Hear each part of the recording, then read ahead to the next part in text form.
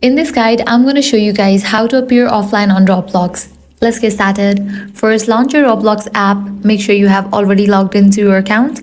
Now you'll need to navigate to the More page.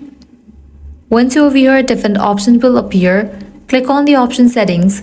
Now head over to the option privacy and content restrictions. You will now see several options related to your account privacy. Tap on visibility and private servers.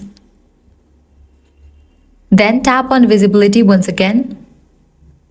Here you will find this section labeled online status. By default, it's usually set to everyone, which means all their friends can see when you are active.